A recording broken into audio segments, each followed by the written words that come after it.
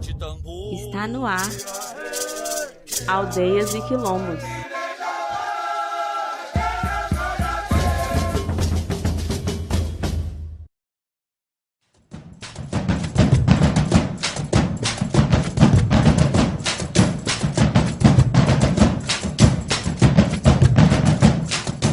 Olá, minha gente, licença para chegar. Seja bem-vindo e seja bem-vinda ao Aldeias e Quilombos, em sintonia com a ancestralidade afro-indígena brasileira.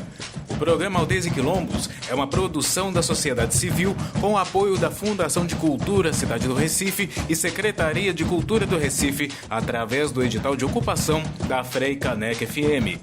Meu nome é Bruno Vieira.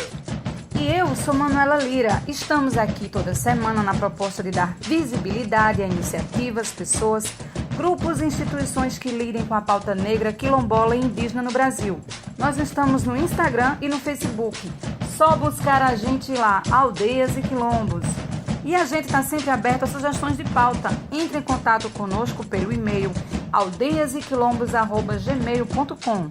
No programa de hoje, a gente vai falar sobre a ditadura militar. Em sintonia com a ancestralidade afro-indígena brasileira, Aldeias e Quilombos está no ar.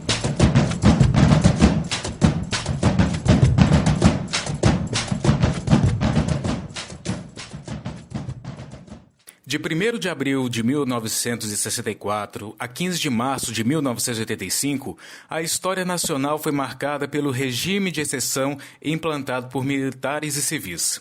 Mais conhecido por ditadura civil-militar, o Brasil viveu dias de horror, torturas, desaparecimento de pessoas, censuras aos veículos de comunicação e aos artistas.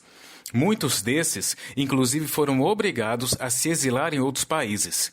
Era um período de intensa repressão, como os anos de chumbo, de 1968 a 1974, que foram embalados em propagandas ufanistas, como uma frase muito conhecida: Brasil, ame-o ou deixe-o.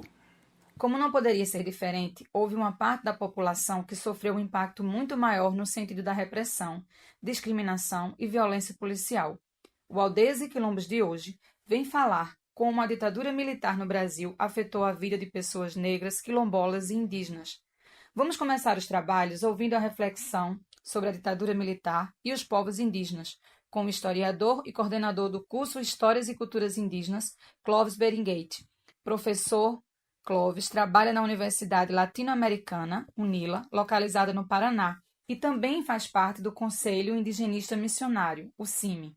Olá a todas as pessoas que nos ouvem. Eu sou Clóvis Briguente, professor de História na Universidade Federal da Integração Latino-Americana, em Foz do Iguaçu, no Paraná. E hoje vou tratar com vocês sobre o tema das graves violações de direitos humanos contra os povos indígenas no Brasil e a necessária justiça de reparação. Inicialmente é importante falar que esse tema tem ganhado um espaço maior no Brasil nos últimos anos em virtude da criação da Comissão Nacional da Verdade. Em 2011, concluiu seus trabalhos em 2014 e durante esse processo foram incorporados os povos indígenas. Ainda um relatório bastante embrionário, bastante sintético devido ao tempo e à dificuldade nesse curto espaço de tempo de envolver os povos indígenas nos levantamentos das graves violações de direitos sofridas nesse período e, enfim, propor medidas de restauração. Nesse momento, os povos indígenas no Brasil vêm discutindo uma Comissão Nacional da Verdade Indígena. De certa maneira ela já está criada. Em algumas regiões no Brasil foram criadas comissões indígenas da verdade, como na região oeste do Paraná. Os Guarani criaram ainda em 2015 uma Comissão Guarani da Verdade para justamente fazer esses levantamentos das graves violações sofridas por eles e propor medidas restaurativas. No caso aqui do oeste do Paraná, já foi inclusive proposta uma uma ação judicial na Suprema Corte Brasileira, ainda em 2019, além de várias outras medidas pedagógicas que estão sendo trabalhadas na região. Um aspecto importante a ser destacado é que a Comissão Nacional da Verdade trabalhou com um recorte temporal bastante reduzido, de 1946 a 1988. Nesse período incorporando o período mais brutal da ditadura militar brasileira, que foi de 64 a 85, né? E sim, nesse período é importante destacar que os povos indígenas sofreram graves violações de direitos. No relatório feito pela Comissão Nacional da Verdade, em que os povos indígenas foram incluídos ali em 2013, como parte desse relatório, se destacou pelo menos 8.000 assassinatos de indígenas. Mas mais do que assassinatos, o relatório também aponta para inúmeras e graves violações de direitos sofridas pelos povos indígenas. Então tem situações como o presídio criado na terra indígena Krenak, em Minas Gerais, para onde eram levados indígenas de todo o Brasil, a guarda rural indígena, treinamento de indígenas com táticas de tortura, também em Minas Gerais, mecanismos de torturas nas terras indígenas, como o tronco, o boi preto, as cadeias insalubres, que eram práticas de tortura de pessoas. E por que se praticava torturas e violência contra os indígenas, se de fato os indígenas não se constituíam como um grupo opositor ao regime ditatorial vigente naquela época? Ocorre que os indígenas ocupavam territórios, ocupavam espaços de muito interesse do capital. Quando se constrói a BR-174 ligando Manaus a Boa Vista, ele passa justamente por dentro do território do povo Aimiri-Atuari. E os Aimiri-Atuari, evidentemente, eles resistiram a esse processo, não concordavam com esse processo e por isso foram fuzilados. Todo o projeto da Transamazônica, os projetos de colonização da Amazônica, nesse período, os projetos de mineração na Amazônia, foram sobre territórios indígenas. E evidentemente que tinha que eliminar os indígenas para que esses territórios, para que esses projetos prosperassem. Se hoje assistimos recentemente essa situação envolvendo o povo Yanomami, esse processo iniciou justamente no período da ditadura militar. Então, são processos assim que revelam como os militares, os governos militares trataram os povos indígenas. Em outras regiões, como no sul do Brasil, os indígenas estavam, por exemplo, ocupando as margens do Rio Paraná. E aqui a ditadura militar desejou construir uma das maiores hidrelétricas do mundo, a Itaipu Binacional, sobre os territórios do Guarani.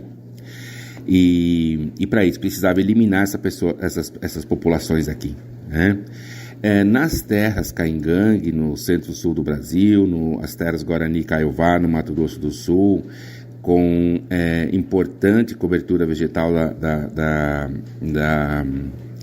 Mata Atlântica e árvores de muito valor econômico para o mercado, os indígenas também reagiram a esse processo e por isso eles precisavam ser calados, precisavam ser violentados, precisavam ser presos. Quem reclamasse ou era transferido para o presídio ou era preso. Em São Paulo também foi construído um presídio na terra do povo Caingangue. Então são processos assim, aqui muito sinteticamente, enumerando esses casos. Uma outra situação também aviltante no sul do Brasil foi uma barragem de contenção de cheias para proteger a cidade de Blumenau, em Santa Catarina. A barragem foi construída no limite da terra indígena, ou seja, quando chove o rio enche, cobre a terra indígena. E assim foi o tratamento dispensado pelos governos ditatoriais aos povos indígenas. Porém, é importante destacar que não foi unicamente nesse momento, nesse processo histórico, que os indígenas foram violentados. Para os povos indígenas, na memória dos povos indígenas, esse é mais um capítulo da história violenta.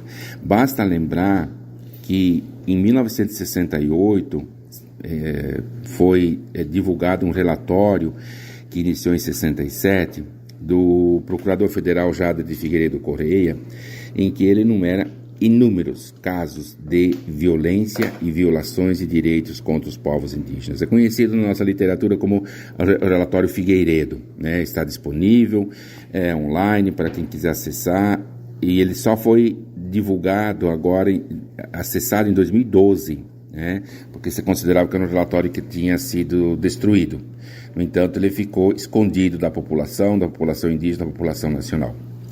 Então, quando se trata de graves violações de direitos contra os povos indígenas, é importante pensar quando inicia esse processo de violência, né? Quando ele tem início.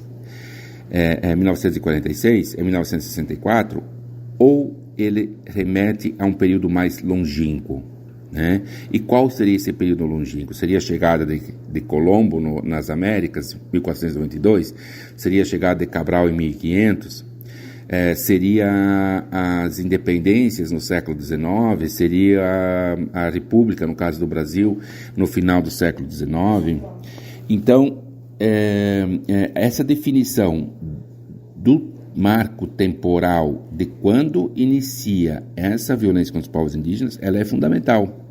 Quem vai decidir isso, quem tem o poder de decidir, quem deve decidir isso, quem tem o direito de dizer quando que essa violência começou, é a memória dos povos indígenas, né? Dos povos contemporâneos, evidentemente, eles que podem nos dizer quando é que eles começaram a sofrer esses processos de violência, né? Então, esse aspecto ele é fundamental, pensar que a violência contra os povos indígenas ela não se refere unicamente ao período ditatorial de 64 a 88, mas ele é mais longínquo, né? Aí, uma segunda questão, que é tão importante como essa primeira, é pensar nesse horizonte das reparações. E para pensar nas reparações, é necessário compreender quais são essas violações sofridas pelos povos indígenas. Você está no programa Aldeias e Quilombos pela Freicaneca FM 101.5. Nós vamos para um rápido intervalo e já voltamos. Freicaneca FM, toca a cultura, toca o Recife, toca você. Estamos apresentando Aldeias e Quilombos. Voltamos a apresentar Aldeias e Quilombos.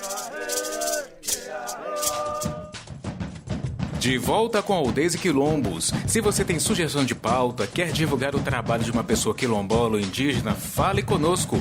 O nosso e-mail é aldeiasequilombos@gmail.com e nos siga no nosso Instagram, @aldeiasequilombos. Hoje estamos falando sobre a ditadura militar no Brasil. Vamos agora com a segunda parte da conversa com o historiador e coordenador do curso Histórias e Culturas Indígenas, Clóvis Beggett. Professor Clóvis trabalha na Universidade Latino-Americana, na UNILA, localizada no Paraná, e também faz parte do Conselho Indigenista Missionário, o CIMI. Quais são essas violências sofridas pelos povos indígenas? E uma primeira... E aí é importante recorrer às próprias concepções indígenas de violências e violações, né? O que para os povos indígenas é uma violência? Eu vou citar um caso na nossa região, que foi construída a Itaipu Binacional, em que a Itaipu se apropriou de um termo, inclusive justamente sobre o nome Itaipu. A Itaipu se apropriou de um rio que era importantíssimo, fundamental, sagrado para o povo Guarani, Nele existiam as 7 quedas, conhecidas nacionalmente e internacionalmente na época, que ficaram submersas. E os guaranis eles se consideravam guardiães desse espaço, eram os responsáveis por esse espaço. A Itaipu destrói o rio e usa o próprio termo Itaipu, que é um termo guarani, para se projetar internacionalmente, dizendo, enfim, que estaria fazendo um processo de interculturalidade, já que o nome é Guarani, né? No entanto, para os Guarani é mais um aspecto de grave violação de direito, porque esse nome não podia ter sido tomado dessa maneira. Ele não se refere a essa versão vendida ao turista como pedra que canta. Ele é muito mais do que isso. E não poderia ter ser utilizado dessa maneira por Itaipu. Então, a reparação ela não é só apenas sobre territórios, ela não é apenas sobre destruição do ambiente, ela também é sobre memórias, ela também é sobre histórias, ela também é sobre relações que foram destruídas. E esses aspectos, eles não são mensuráveis só economicamente, podem ser, mas não só, né? Então, quando se fala em reparação, há que pensar todos esses mecanismos que fazem parte do processo, né? E, em terceiro lugar, por que se faz um processo, então, de identificação das graves violações de direitos e reparações? Porque é necessário pensar, primeiramente, numa não repetição, né? Porque se o plano é evitar rever esse passado, é evitar que ocorra novamente. Então, o processo de não repetição, ele é fundamental e precisam ser construídas bases para isso, né? Bases pedagógicas em especial, porque elas são fundamentais, mudar a consciência, mudar conceitos, mudar a mentalidade das pessoas. E medidas, sim, concretas de valorização, de reconhecimentos, de uma participação ativa desses povos nos processos que lhes digam respeito, né? Então, a proposta de uma reconciliação, ela parte da ideia de que reconciliar-se é sim um processo fundamental de superação das graves violações de direito, mas o reconciliar-se, ele implica fazer isso pela justiça e não pelo esquecimento, porque no geral as empresas e o Estado eles desejam reconciliar-se pelo esquecimento. Não vamos esquecer, vamos iniciar um outro processo, mas para quem sofreu a violência, não se pode esquecer, né? E por mais que ela seja reparada, ela nunca vai ser cicatrizada de fato, mas sim ela precisa ficar ativa como uma referência do que não pode ser feito, né? Do que não deve ser feito, do que não deve ser repetido. Então, esses são alguns aspectos que nos parecem interessantes nesse processo do reconhecimento e da participação dos povos indígenas nesse conceito de justiça de transição que implica na não repetição e em uma reconciliação de fato. Agradeço a atenção e espero que tenham um bom dia e muita luta pela reparação aos povos indígenas. Atenção, está no ar a Rádio Libertadora. Atenção, está no ar a Rádio Libertadora. Atenção. Temos presente em nossos estúdios. Atenção, atenção. Carlos Marighella. Carlos Marighella, esta mensagem é para os operários de São Paulo, da Guanabara, Minas Gerais, Bahia, Pernambuco, Rio Grande do Sul, incluindo os trabalhadores do interior. para criar o núcleo do Exército de Libertação. Carlos Marighella. Carlos Marighella. O poder pertence ao povo. Carlos Marighella. Nosso lema é unir as forças revolucionárias. Qualquer parte do Brasil, para os patriotas de toda parte. Carlos Marighella. Podem surgir dos bairros, das ruas, dos conjuntos residenciais, das favelas, mucambos, malocas e alagados. O desejo de todo revolucionário é fazer a revolução. Cada patriota deve saber manejar sua arma de fogo. Carlos Marighella. Aumentar sua resistência física. Carlos Marighella. O principal meio para destruir seus inimigos é aprender a atirar. Carlos Marighella. Carlos Marighella, atenção, atenção, atenção. Aposto para o seu general, 1000 faces de um homem leal. Vamos, hein? Aposto para o seu general, 1000 faces de um homem leal. Protetor das multidões, 3 encarnações de célebres malandros, de cérebros brilhantes reuniram-se no céu. E o destino de um fiel seu, sabe o que Deus quer consumado. É o que é, assim foi escrito. Marte, um mito, um maldito sonhador, bandido da minha cor, um novo Messias. Se o povo dormia ou não, se poucos sabiam ler, iam morrer em vão, leste louco sem saber. Coisas do Brasil, super-herói mulato, defensor dos fracos, assaltante nato. Ouçam, é foto e é fato, há planos cruéis, tramam 30 fariseus contra Moisés, moro. Reaja ao revés, seja alvo de inveja, irmão. Esquinas revelam a sina de um rebelde, ó meu. Que ousou lutar, amou a raça, honrou a causa que adotou. O aplauso é pra Carlos poucos. Marighella. Revolução no Brasil tem um nome. Veja um homem, sei que é ser um homem também. A imagem, o gesto, lutar por amor. E de gesto como sequestro do embaixador. O resto é flor, sem ter festa eu vou e eu peço. Leio meus versos e o protesto é show. Presta atenção que o sucesso em excesso é cão que se habilita a lutar. A fome grita horrível a todo ouvido insensível que evita escutar. Acredita lutar, quanto custa lidar. A cidade chama a vida, quis vai por quem ama, quem clama por socorro. Quem ouvirá, crianças, velhos e cachorros sem temor. Clara meu eterno amor, sara minhas dores. Pra não dizer que eu não falei das flores da Bahia, de São Salvador, Brasil. Capoeira mata um, mata 1000, porque me fez hábil como um cão, sábio como um monge, arte reflexo. De longe homem complexo, sim, confesso que iria ver Davi matar Golias. Nos trevos e cancelas, becos e vielas, guetos e favelas, quero ver você trocar de igual. Sobre os degraus, precipícios e vida difícil, o povo feliz. Quem samba fica, quem não samba, camba. Chegou, salve geral da mansão dos bambá. Não se faz revolução sem um fura na mão. Sem justiça não há paz, é escravidão. Revolução no Brasil tem um nome. Carlos Marighella. Apostos para o seu general, 1000 faces de um homem leal. Vamos, apostos para o seu general, 1000 faces de um homem leal. Nessa noite São Paulo, o anjo vai morrer por mim e por você, por ter coragem de dizer. Todos nós devemos nos preparar para combater. É o momento de trabalhar pela base, mais e mais pela base.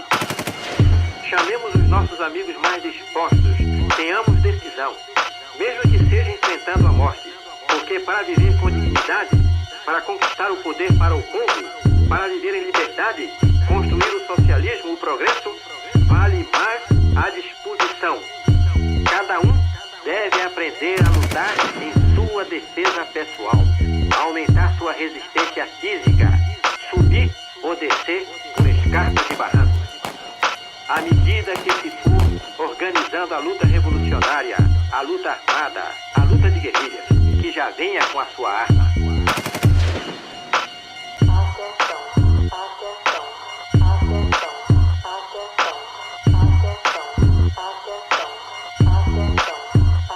Muito obrigado, Marighella, pela sua participação, Carlos Marighella. Muito obrigado, Carlos Marighella. Carlos Marighella. Carlos Marighella.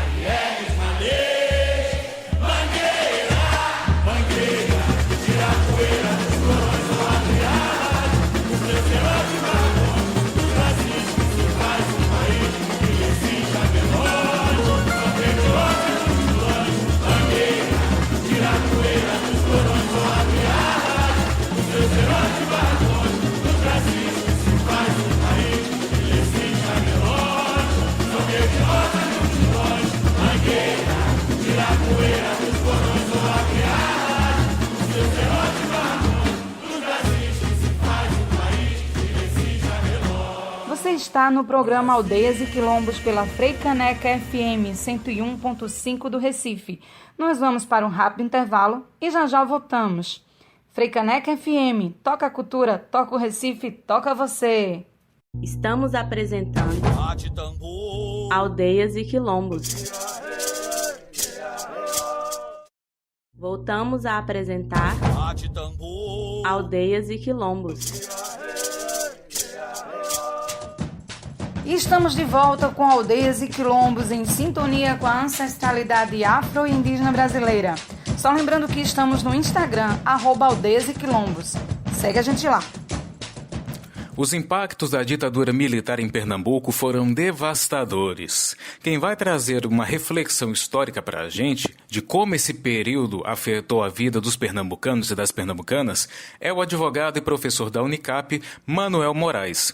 Professor Manuel coordenou o Grupo de Trabalho Memorial da Democracia de Pernambuco, órgão de continuidade da Comissão da Verdade Dom Helder Câmara. Veja, esse tema é extremamente importante. Inclusive, nós temos um projeto de extensão chamado Espaço de Memória e Resistência Democrática, que também nós temos o Instagram dele, que é Extensão Direitos Humanos, .dh, que você vai ver que nós fizemos, inclusive agora recentemente com os alunos, visitas às escolas públicas ao redor do Memorial da Democracia com esse recorte. E foi muito interessante o impacto disso, porque muitos imaginam a ditadura, mas não fazem esse recorte, muitas vezes nem de gênero e nem de raça. E esse recorte é muito importante, extremamente relevante, como uma questão indígena também. Então, no ponto de vista da luta racial, o racismo existia, evidentemente, antes da ditadura. Então, se pegarmos toda a resistência negra, de fato, não tem um fato intrínseco, né, com a ditadura, ou seja, o racismo existia antes e o Brasil adotou aquelas teses de Gilberto Freire acerca da democracia racial, mas isso, na ditadura, se tornou um lema do Estado. Então, ou seja, se havia por parte do Estado Novo, né, uma perseguição aos terreiros de candomblé, principalmente no Recife, isso na ditadura foi aprofundado. Para você ter uma ideia, os terreiros saíram do centro da cidade do Recife e foram todos para a periferia. E as iarorixás e os pais de santo tinham que se cadastrar como se fossem presidentes de clubes carnavalescos. E toda essa documentação está no fichário do DOPS. Então, se você for, quem está nos ouvindo, pesquisar nos acervos dos DOPS aqui de Pernambuco ou de qualquer outro estado, vai encontrar os sacerdotes, né, das religiões de matriz africana cadastrados como se fossem presidentes de clubes carnavalescos, porque era a única forma que eles tinham de se organizar enquanto terreiro. Não havia liberdade religiosa e os terreiros eram invadidos e suas peças, seus ritos sagrados eram perseguidos, inclusive por delegados do DOPS. Muitos desse material, inclusive, foi entregue recentemente no Rio de Janeiro. Houve uma entrega desse tipo de material à população de matriz africana porque ainda estava preso, imagine. Então, essa perseguição aos rituais, aos símbolos, à religião africana se tornou muito forte na ditadura. Por outro lado, existe uma situação, no caso de Pernambuco, muito específica, porque a ditadura militar em Pernambuco, ela também teve um caráter, digamos assim, de perseguição às religiões de matriz africana, mas teve a ascensão de figuras ligadas à ditadura. Então, algumas figuras tinham um peso muito importante na sociedade, mesmo sendo uma ditadura. Então, é interessante esse paradoxo. A gente não pode esquecer a figura, por exemplo, emergente nessa época de Pai Edu, Dona Santa, não é? Porque eles estavam dentro de um certo nicho, né, de poder e de simbologia que ainda vinha da época de Paulo Freire, que é o caso com Dona Santa. Ela cresceu e se fortaleceu muito no processo de movimento de cultura popular. Então a ditadura não pôde, no caso, né, do movimento negro, abafar todos os... Exatamente, então não conseguiu.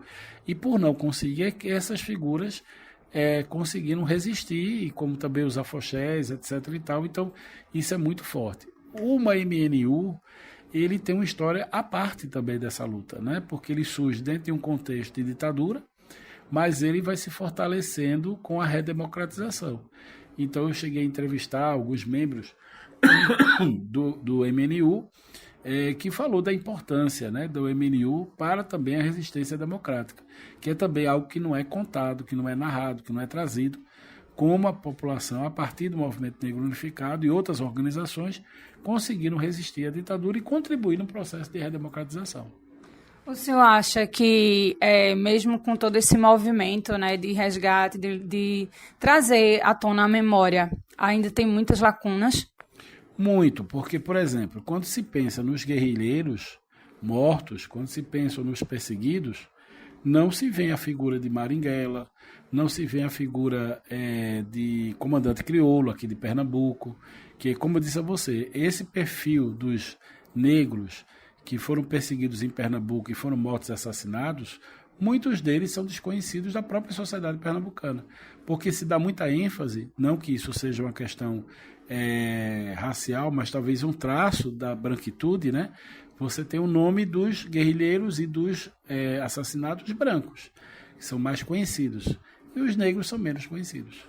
E, consequentemente, devem ter sido os que sofreram piores torturas, né, professor? Esse é outro elemento que também está feito a partir desse recorte, porque a população negra não só não tinha acesso à justiça, como aqueles que foram presos e torturados, muito menos, né? Então, sem dúvida nenhuma, você tem figuras que sofreram muito mais. Agora, é claro que isso a gente precisa ter muito cuidado, porque esse processo de tortura e de sequelas, né, produzidas pela ditadura, ela tem um foco racial, mas o silenciamento é enquanto coletivo, né? Não é só dirigido àquele negro, é na verdade o que ele representa. Portanto, ele sofre mais porque ele representa uma resistência de que não se quer que seja, né, uma pessoa que tenha força para romper esse silenciamento. É verdade, muitas vezes a gente não coloca a especificidade e termina fazendo mais uma vez um apagamento, inclusive político, dessa dor dessas famílias, né? Você tem, assim, registros de casos, depoimentos que pudesse compartilhar com a gente? Claro, você tem, por exemplo, dos guerrilheiros do Araguaia, né? Nós temos aqui 2 pernambucanos e um deles é negro. E nessa pesquisa que a gente fez, é muito interessante mostrar a resistência das famílias, né? Tem um depoimento da mãe, porque agora eu não estou lembrando o nome, tem Alfaiate e... o Alfaiate é um dos 2 guerrilheiros, mas é o outro, eu esqueci agora. São histórias incríveis de resistência, né? De como essas pessoas, as famílias inclusive, enlutadas, mas conseguiram enfrentar essa questão. Comandante crioulo, né? A gente tem a viúva, que é Amparo Araújo, que você conheceu, e que é uma lutadora permanente da memória de comandante crioulo até hoje, né? Nós temos outros pernambucanos negros que foram mortos, principalmente no campo, né? Que outro resgate importante também que a gente fez foi os militantes negros do campo, que, enfim, não são conhecidos pela sociedade. E qual a mensagem que o senhor deixa, professor, a termo de buscar essas histórias, resgatar, chamar, né? Eu sei que o senhor está bem envolvido, né, nessa forma de conscientização, também como militante de direitos humanos, de trazer isso, inclusive, também para a academia, né? Para trazer isso para a academia, os movimentos populares. Veja, esse projeto de extensão tem sido para a gente uma surpresa a cada semestre. Nós realizamos agora, no dia 17 de junho, o 2º Fórum da Juventude. Tudo isso está no YouTube da Universidade Católica. Se você quiser acessar, vai ver os alunos apresentando esse recorte racial e o impacto disso no 2º grau. Então, os alunos negros se vendo e se reconhecendo nesses militantes que eles não conheciam, né? Cazuza, o nome do guerrilheiro, eram 2 guerrilheiros pernambucanos, Cazuza e Alfaiate. E esse Cazuza é negro.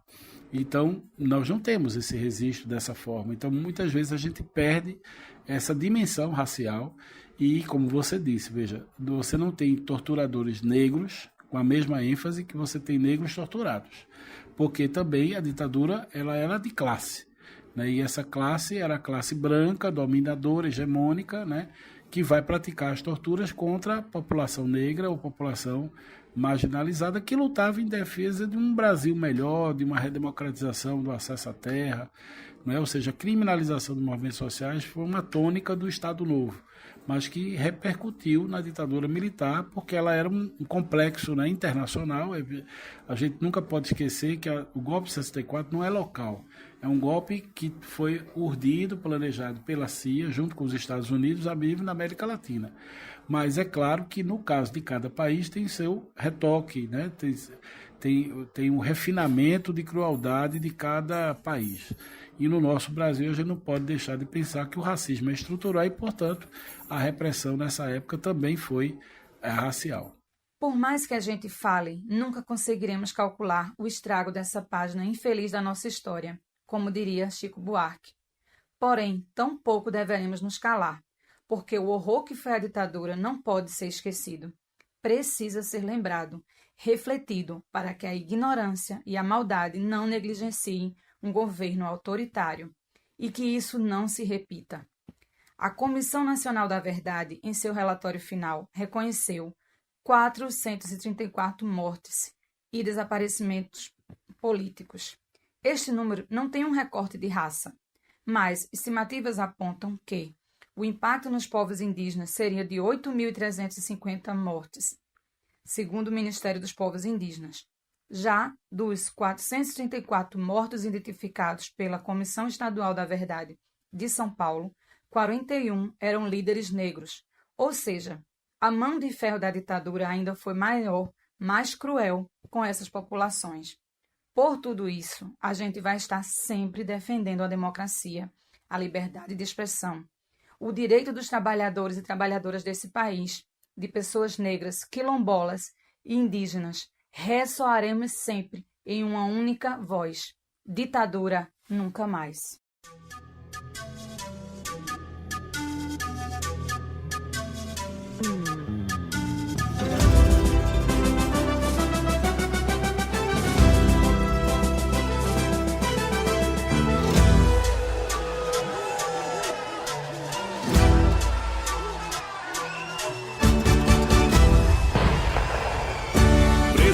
Torturados, exilados, mortos por fome e por sede, tiros e balas jogados em valas.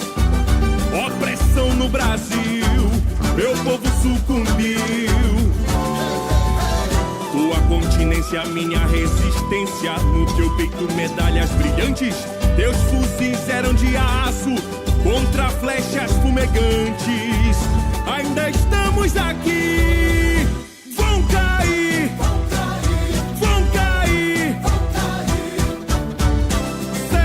Gota de veneno, gotejante sobre a aldeia, povo de asas de prata. 17411 o paralelo, Guarani, Kaiowá, Yanomami, Ararati, Nassui. A boneca não fez a Cunhantã brincar.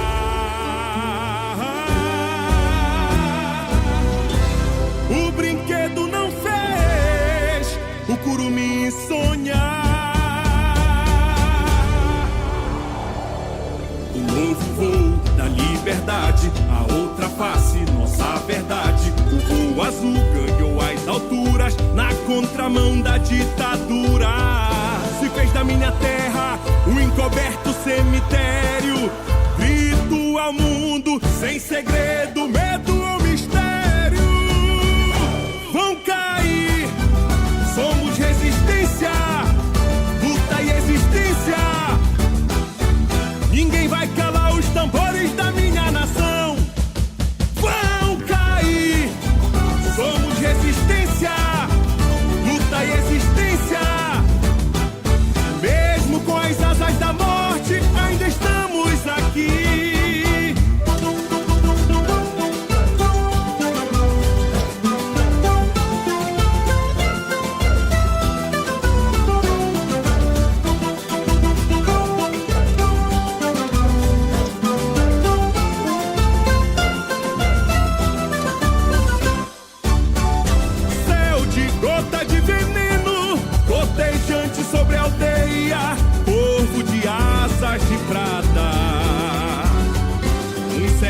411 o paralelo, Guarani, Kaiowá, Yanomami, Araratico, Naçuí.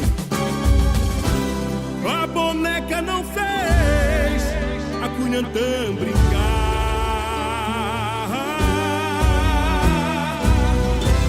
O brinquedo não fez o curumim sonhar.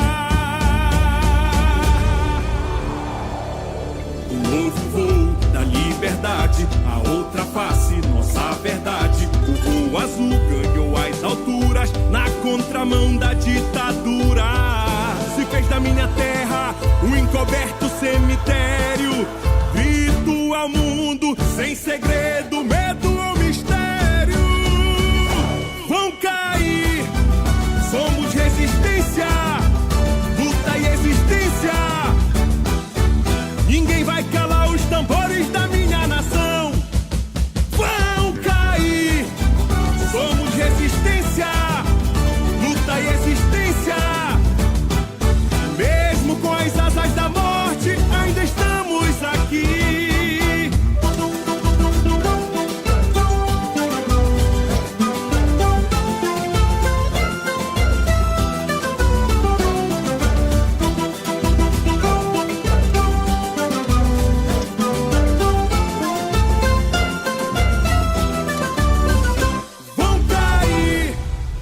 Você está no programa Aldeias e Quilombos pela Freicaneca FM 101.5. Nós vamos para um rápido intervalo e já voltamos. Freicaneca FM, toca cultura, toca o Recife, toca você. Estamos apresentando Aldeias e Quilombos. Voltamos a apresentar Aldeias e Quilombos. E estamos de volta com o nosso programa Aldeias e Quilombos. Este é o nosso último bloco e preparamos algumas informações interessantes e importantes para vocês. O documentário Oswaldão retoma a vida de um importante militante negro pela democracia e contra a ditadura. Oswaldo Orlando da Costa nasceu em 27 de abril de 1938 em Passa Quatro, sul de Minas Gerais. Entre 1952 e 54, morou em São Paulo, onde fez o curso industrial básico de cerâmica, o que lhe assegurou a condição de artífice em cerâmica. Mudou-se para o Rio de Janeiro, onde se diplomou em técnico de construção de máquinas e motores pela Escola Técnica Federal no ano de 1958. Nesse período, participou ativamente das lutas estudantis. Oswaldo Orlando, do alto de seus 1,98 m de altura, pesando 100 quilos e com seus sapatos número 48, fazia parte da equipe de boxe do Botafogo e foi campeão competindo pelo time. Também se tornou oficial da reserva do Exército Brasileiro depois de servir no CPOR do Rio de Janeiro. Ingressou no Partido Comunista do Brasil, PCdoB. Em Praga, na Tchecoslováquia, formou-se em Engenharia de Minas.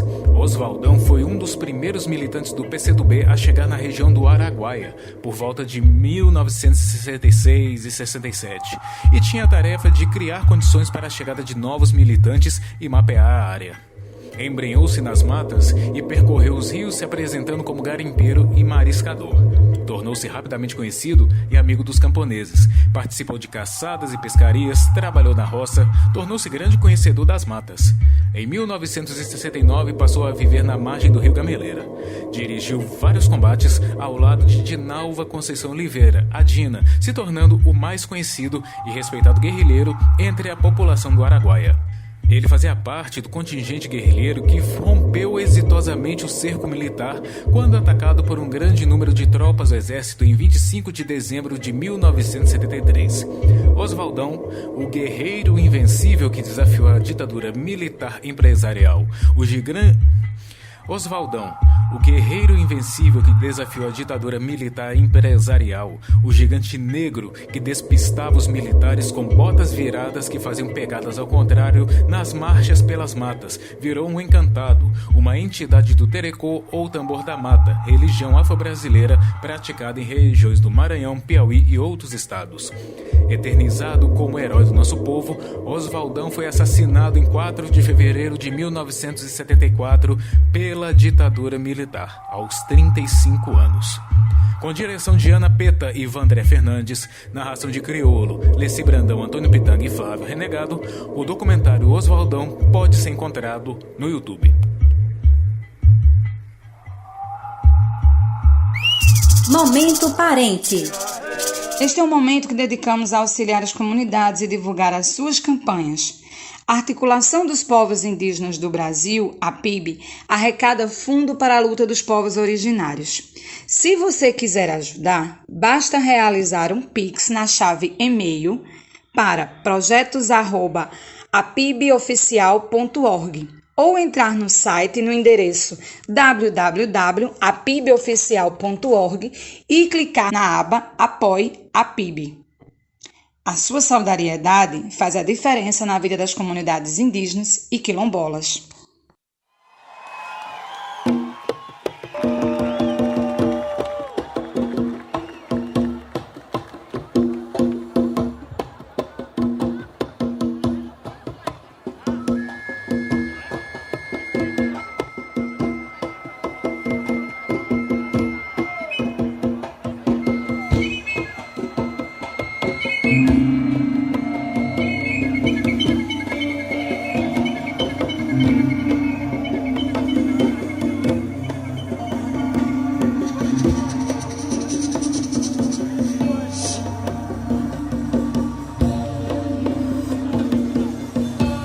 No serviço de alto-falante, no morro do pau da bandeira, quem avisa é o Zé do Caroço. Amanhã vai fazer alvoroço, alertando a favela inteira. Ai, como eu queria que fosse em Mangueira e existisse outro Zé do Caroço, Caroço, Caroço, Caroço, pra dizer de uma vez pra esse moço: carnaval não é esse colosso, nossa história é raiz, é madeira, mas é o morro do pau da bandeira de uma Vila Isabel verdadeira.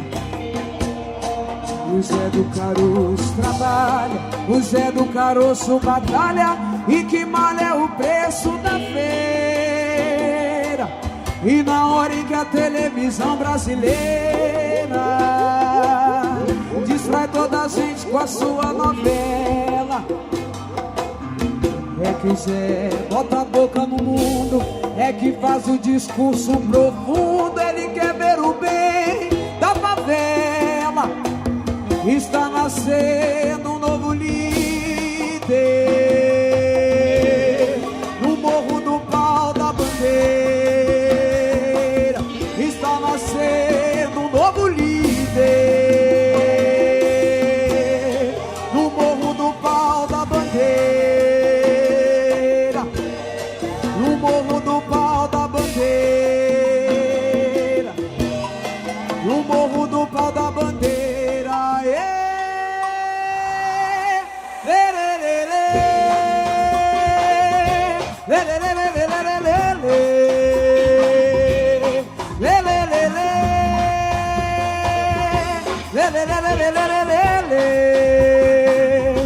No serviço de alto-falante,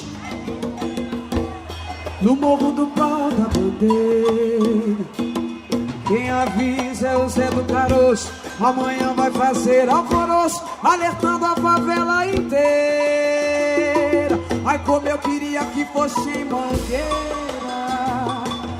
e existisse outro Zé do Caroço, Caroço, Caroço, Caroço, pra dizer de uma vez pra esse moço: o carnaval não é esse colosso, nossa história é raiz, é madeira, mas é o morro do pau da bandeira de uma Vila Isabel verdadeira. E o Zé do Caroço trabalha, o Zé do Caroço batalha, e que manda é o preço da feira. E na hora em que a televisão brasileira distrai toda a gente com a sua novela, amor à vida, é que o Zé bota a boca no mundo, é que faz o discurso profundo. Ele quer ver o bem da favela. está nascendo um novo líder. O morro do pau da bandeira está nascendo um novo líder. O morro do pau da bandeira, no morro do pau da bandeira, no morro do pau da bandeira.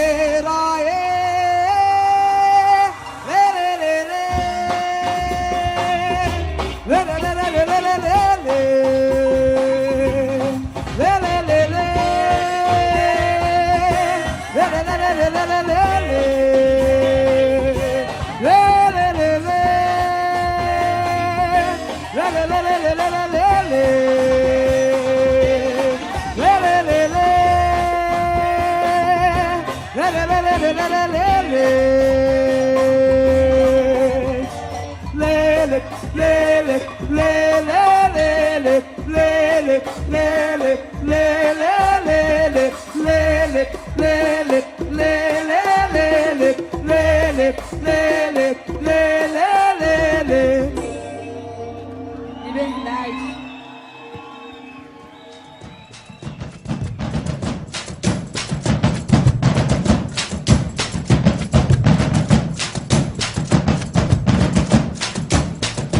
E vamos encerrando o Aldeias e Quilombos de hoje. Agradecemos pela sua presença e sua audiência.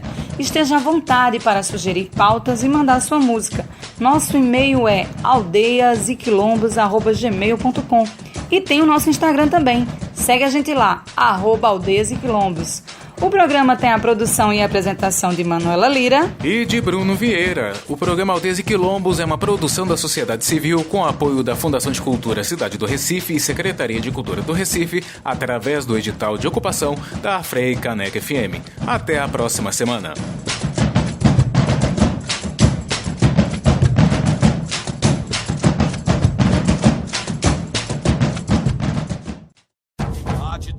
Você ouviu Aldeias e Quilombos.